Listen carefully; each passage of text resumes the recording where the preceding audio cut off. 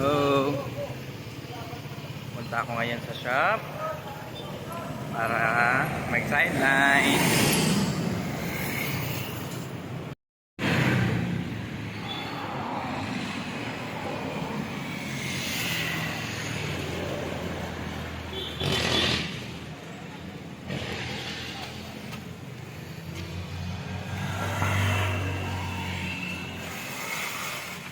Hello guys.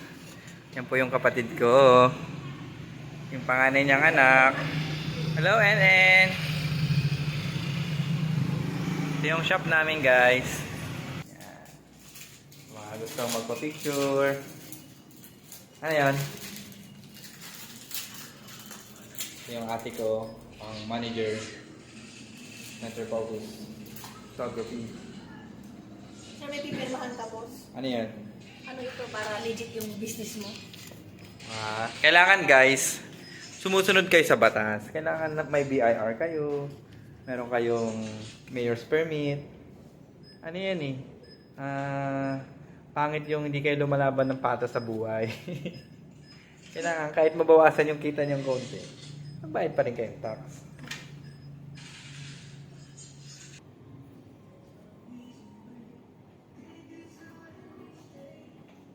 Ate!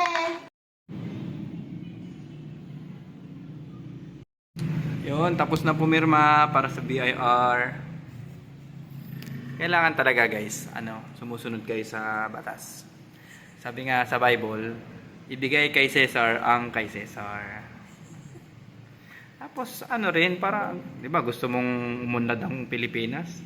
Kailangan maging taxpayer ka.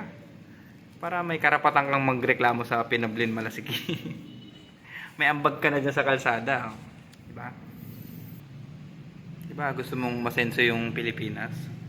Huwag mo nang hintayin yung gold ni Marcos dahil kailan pa yun masasangla? Saka kahit pa totoo yung gold, sa tingin mo bibigyan ka nun. Ikaw nga, hirap kang magbigay ng 5,000 sa kapitbahay mo. Tapos ikaw, bibigyan ka ni Marcos. Hindi ka nga niya kilala. Huwag masyadong magpadala sa YouTube.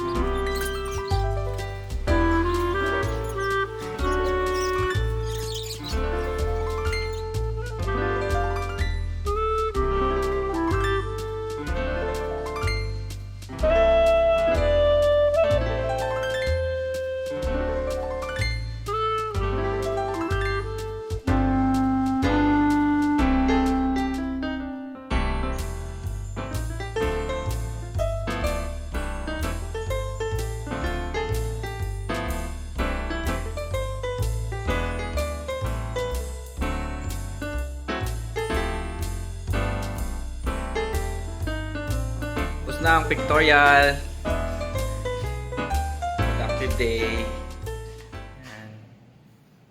Hindi porket siman tayo, pahiga-higa na lang tayo. Kailangan may sideline pa rin para makaipon tayo. Di ba, madam? Yes.